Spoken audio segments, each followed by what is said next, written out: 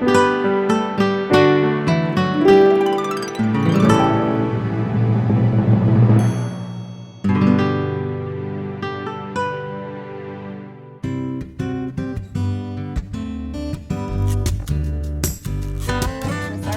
today's program, Extension entomologist Jackie Lee is in the garden to monitor for fruit flies. Extension entomologist Eric Rebek looks at an insect that is in our redbud leaves.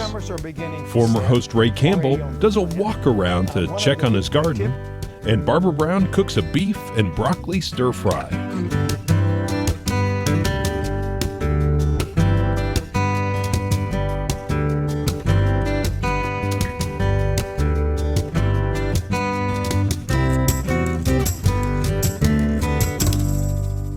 Oklahoma Gardening is a production of the Oklahoma Cooperative Extension Service as part of the land grant mission of the Division of Agricultural Sciences and Natural Resources at Oklahoma State University, dedicated to improving the quality of life of the citizens of Oklahoma through research-based information. Underwriting assistance is provided by TLC, Oklahoma's leading garden center, Southwood Landscape and Nursery, Tulsa's source for great gardens, and the Oklahoma Department of Agriculture, Food, and Forestry, helping to keep Oklahoma green and growing.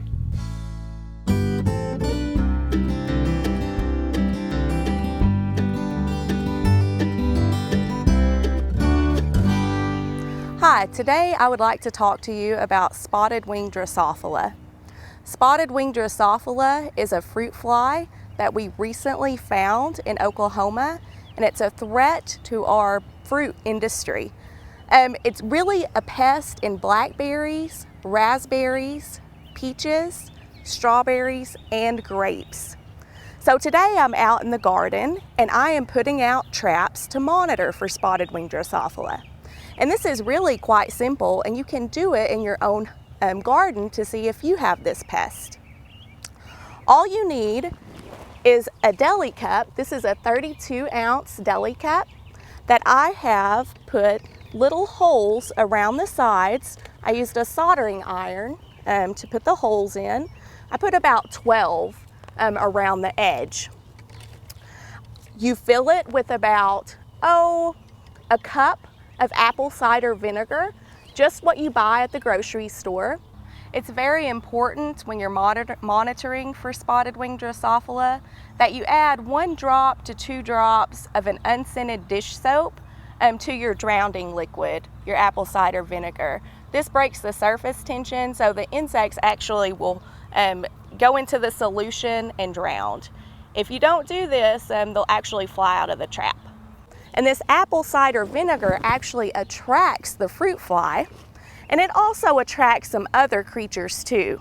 So we have to learn how to identify spotted-winged Drosophila. So once you collect your trap and you're ready to check for spotted-winged Drosophila, pour off the liquid into another container that has cheesecloth over the top. This way it strains the insects away from the liquid and you can look at them closer. So you'll notice that there's a lot of small insects and large insects. You'll sort them by size because spotted-winged Drosophila is only about 2 to 3 millimeters long. Once you have everything sorted by size, take a 20x hand lens and look closely at the smaller flies. Spotted-winged Drosophila has a spot on the leading tip of the wing. It's black and it's very easy to see with a hand lens. Those are the males. Now the females do not have this spot, but they have an ovipositor that is very large and serrated. Now the female uses that ovipositor to insert an egg into ripe fruit on the vine. And this is why it's a problem in your fruit in your garden, because the larvae develop in those berries that's on the vine. And there's also another option for monitoring for spotted-winged Drosophila. There's actually a commercially available lure. This lure is actually manufactured right here in Oklahoma by Trace Industry. And you can get it at Great Lakes IPM. It works very, very well. It does attract some non-target insects, but it does a very good job at attracting spotted winged Drosophila. So what I've done here is I've hung the lure from a paper clip suspended from the lid. Then you would add your apple cider vinegar to the bottom. I fill it about 1/4 of the way full, and then just check it weekly. And these lures you replace every 2 weeks. They're very economical. Once you have sorted through the insects that you have, if you're not sure about the identification of the insect, you can put it in a vial, and you can just add a little bit of apple cider vinegar, and you can take it to your local extension office or send it to the Plant Insect Diagnostic Laboratory at OSU, and we will identify it for you. So monitoring for spotted winged Drosophila is a great way to protect your fruit from infestation. If you do find spotted winged Drosophila in your traps or in your fruit, a great way to treat for it is to use malathion, which is available at any box store. It works very well. If you're an organic producer, there is another option, and it is called spinosad, and it's also available at any box store. So there's a lot of great options to control this insect pest, and as long as you monitor and look at your fruit, you will enjoy your fruit all summer long.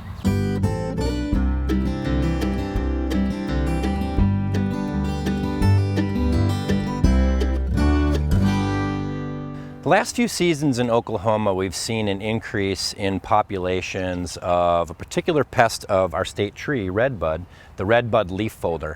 This is a caterpillar pest that likes to web together the leaf margins and sometimes entire leaves or several leaves together of Redbud leaves.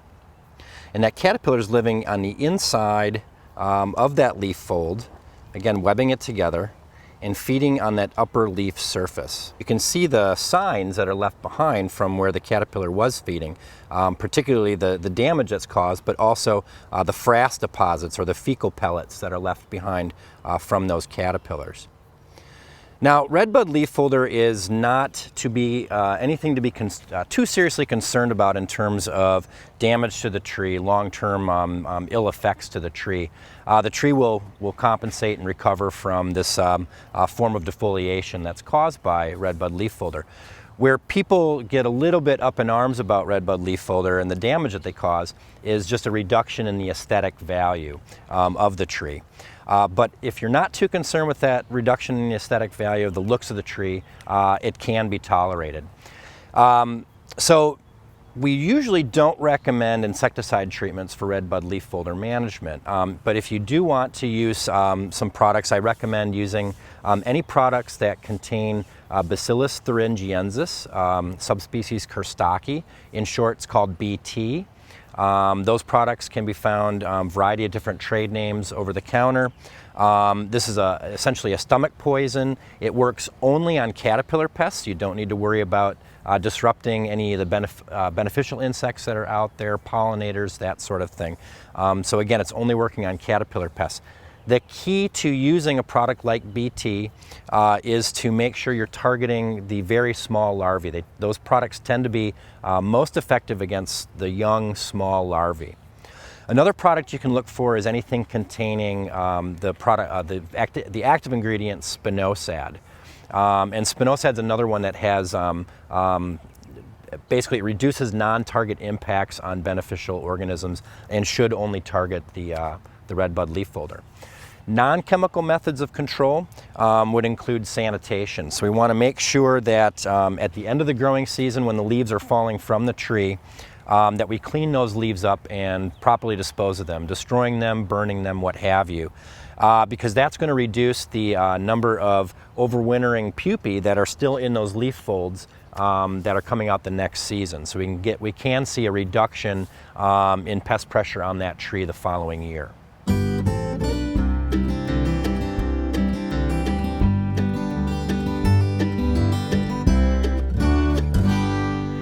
Well, I hope as we approach early summer and into the hotter part of the season now, you're keeping a close watch on your garden and doing some daily checking on it, because with all the rain we've had this year and now the high humidity, you can be assured that we're going to have a set of problems that associated mostly that are weather related.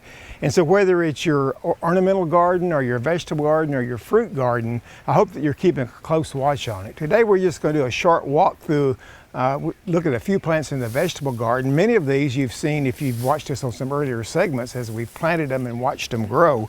One of the things that we want to talk about right now a little bit is just what might be going on with your tomatoes. Actually, tomatoes are doing very good in most people's gardens now, unless you're in those really areas that have had those floods, those areas that have had really heavy floods.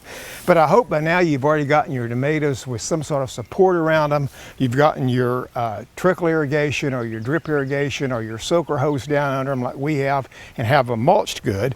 And you may even be beginning to get some ripe tomatoes now, like we are in our garden. But one of the things that I also want to remind you of as we check the tomatoes and in the garden, let's continue to look for disease problems. One of our major diseases that we have in tomatoes are leaf spot diseases, such as we're seeing showing up on this particular plant. But if you have given your tomatoes some sort of support, if you've got a mulched good and you keep the soil off of the plant to keep it from splashing up by the mulch, you're going to lessen the amount of leaf spots you have. And I like to go in, and as I see leaf spot developing on the lower leaves, and it will be on the lower leaves of these tomatoes, I just clip those off, take them out of the garden, put them in the trash can. Don't drop them on the ground, because that's just simply another source of infection, as the spores can be splashed onto the plant. So keep a good watch on your tomatoes. And as I mentioned, some of them may be getting ripe now. I've got a few beginning to ripen in my garden, and I've already had several questions on this particular problem that we're seeing with some of the tomatoes, and that is a problem called cat facing. If some of your early tomatoes come out looking sort of misshapen like this, we call it a cat face, which actually it does look like a cat face. And that's simply because of all the cool weather and the rainy weather that we had early in the season, and those flowers couldn't get a good pollination on them. So they were an uneven pollination as far as the ovule was concerned. And so that's why you have this misshapen fruit on your plant. So keep an eye on that as well. Now, as we look over into the beans, remember that we planted beans earlier in one of the shows, and the beans are really beginning to set well. We have a lot of beans over here in our raised bed, and they're really getting to the point now where we can begin to even pick them, particularly if you like the smaller beans. One of the things that I want to caution you on is when you're working with your beans, or you're picking your beans, or whatever you're doing, weeding, be sure and do it later in the day when the plants are dry.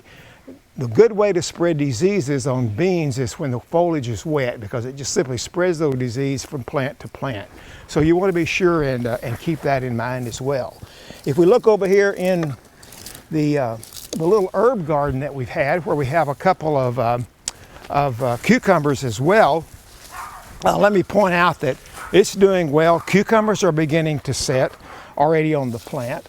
One of the tips on any type of cucumber, whether it's squash or cucumbers or whatever, is to keep those harvested, because if we don't keep them harvested, then, and as they begin to mature on the vine, then that shuts that plant down, so to speak, from reproducing more. And so to encourage continued production, be sure that you keep harvesting those.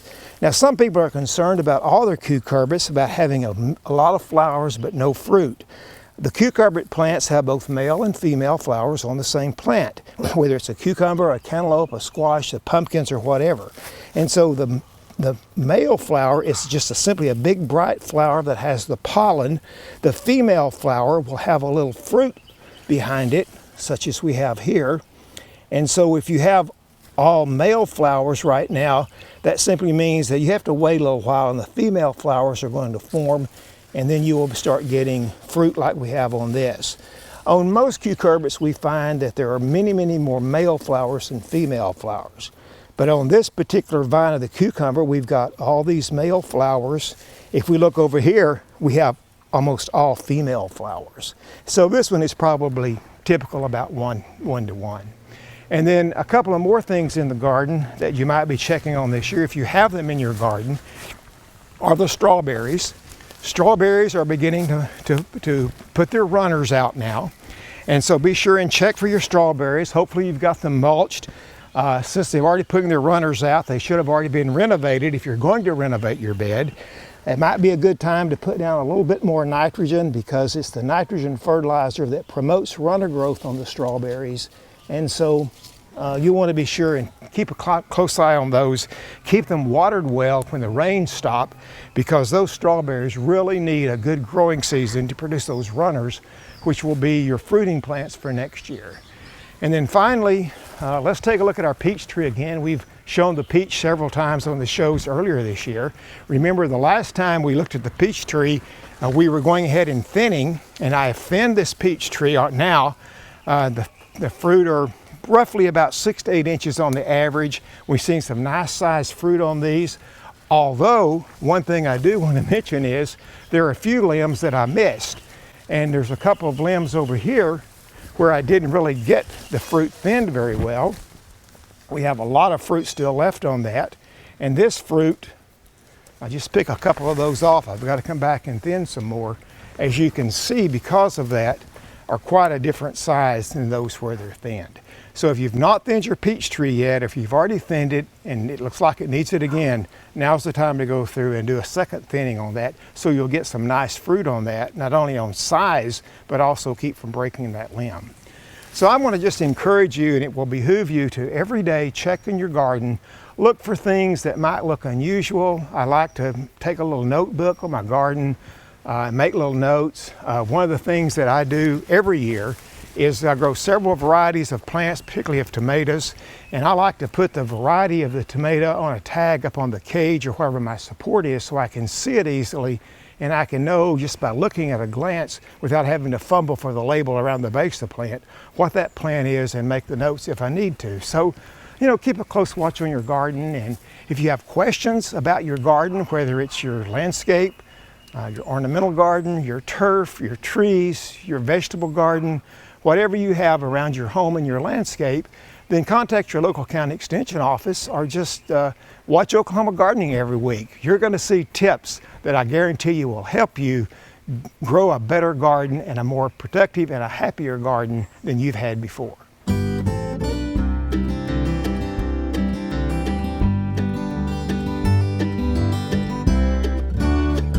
Sometimes when it comes to Asian food, I think, gee, it's so much easier just to go out and buy it, because there are so many ingredients to fix and measure and chop.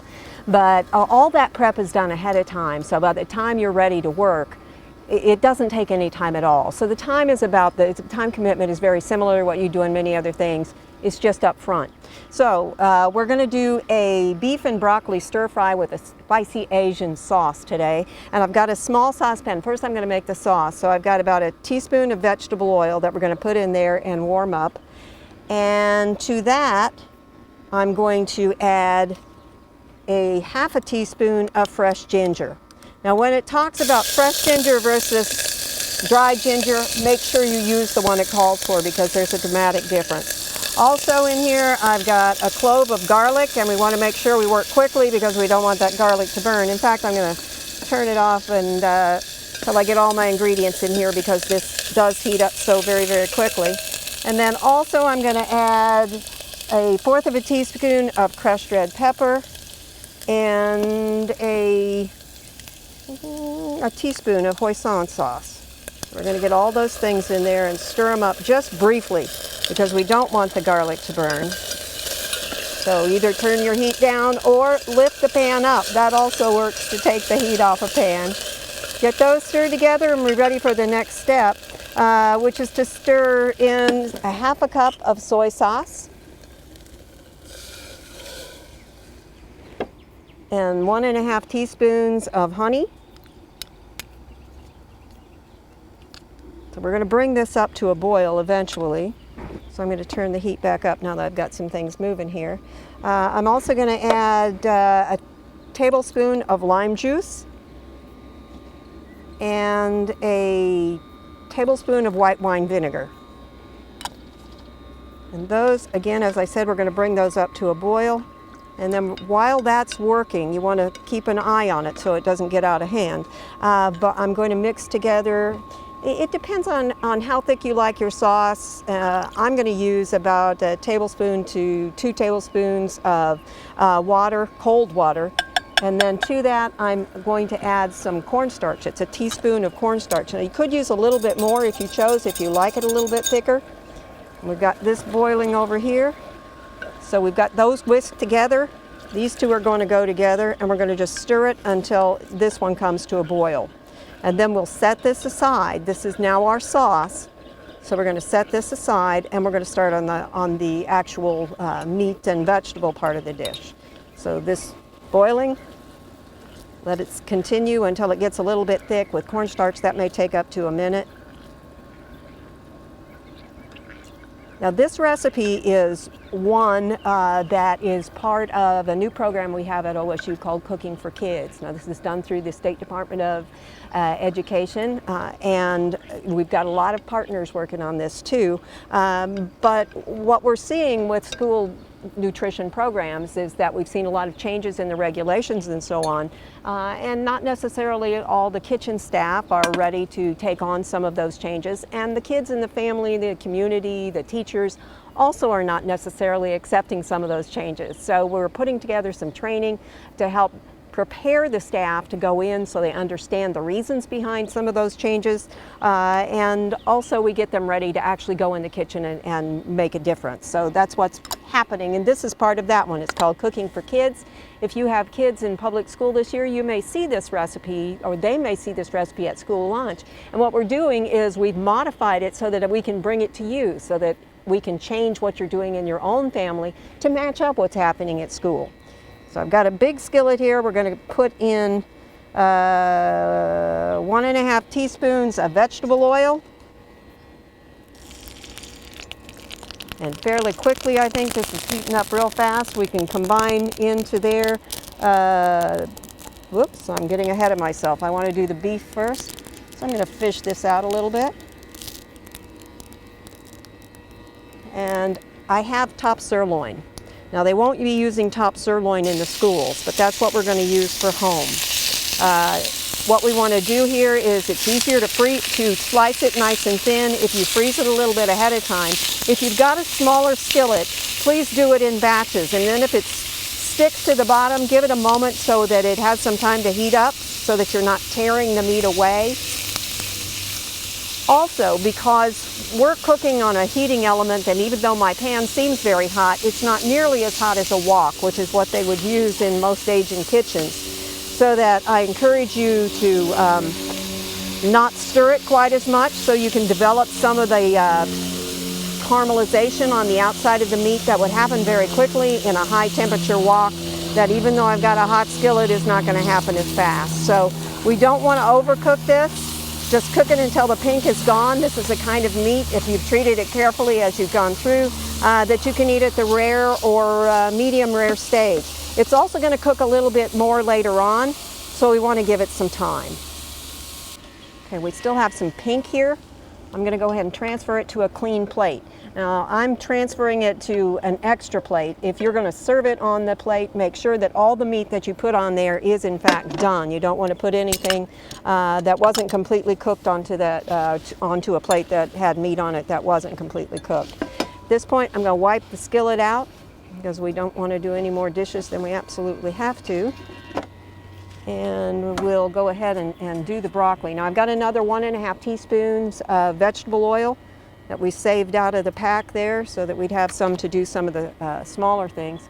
And I'm going to add back now the broccoli to this.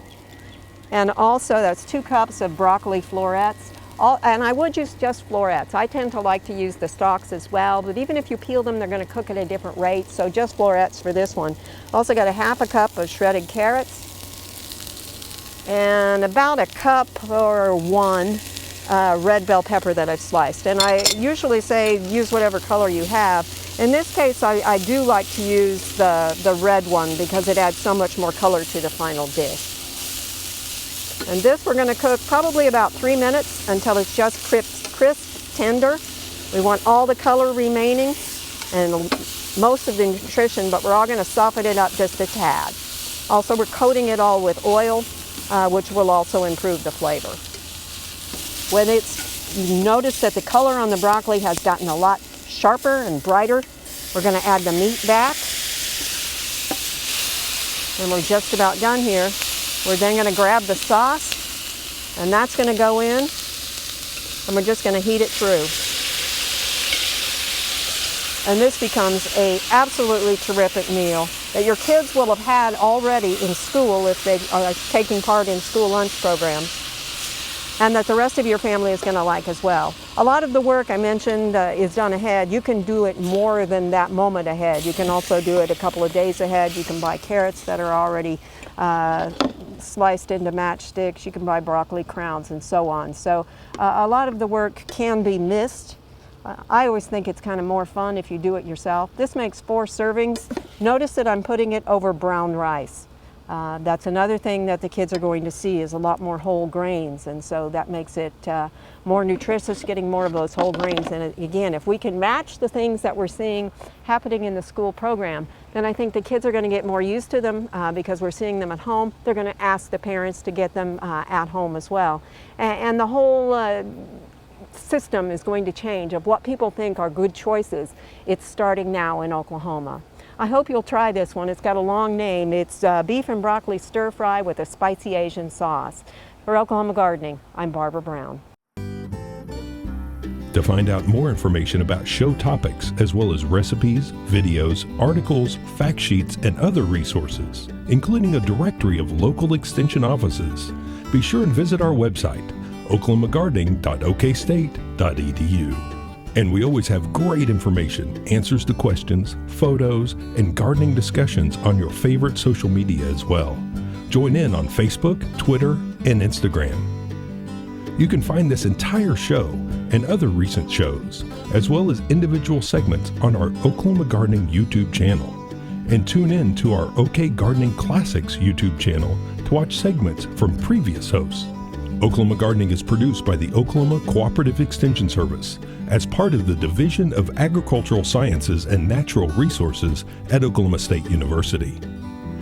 The Botanic Garden at OSU is home to our studio gardens, and we encourage you to come visit this beautiful Stillwater jewel. We wish to thank our generous underwriters, TLC Garden Centers, Southwood Landscape and Garden Center, and the Oklahoma Department of Agriculture, Food, and Forestry. Additional support is provided by Pond Pro Shops, Greenleaf Nursery and the Garden Debut Plants, and the Oklahoma Horticultural Society.